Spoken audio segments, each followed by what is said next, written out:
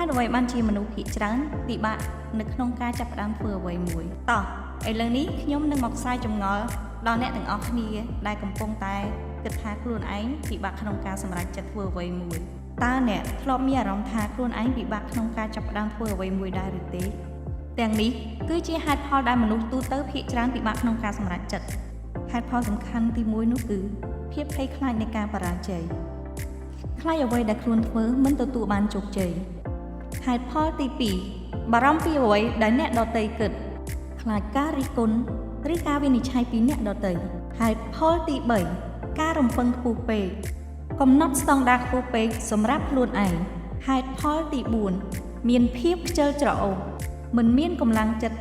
ឬឆន្ទៈធ្វើអ្វីមួយឲ្យបានសម្រេចហេតុផលទី5ការខ្វះផែនការជាក់លាក់មិនដឹងថាត្រូវចាប់ផ្ដើមពីចំណុចណាឬធ្វើដូចម្តេចការដែលមិនហ៊ានសម្រេចចិត្តក្នុងការចាប់ផ្ដើមធ្វើឲ្យមានផលប៉ះពាល់ដូចជាខកខានឱកាសការថយចុះនៃផលិតភាពការងារមានភាពតានតឹងនិងថប់បារម្ភ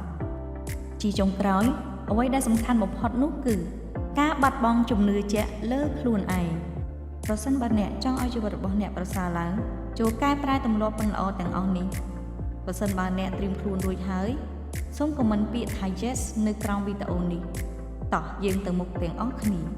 ប្រសិនបើអ្នកគិតថាវីដេអូនេះមានតម្លៃកុំភ្លេចចុច like comment និង share ទៅកាន់មនុស្សជាទីស្រឡាញ់របស់អ្នកសូមជូនពរសំណាងល្អ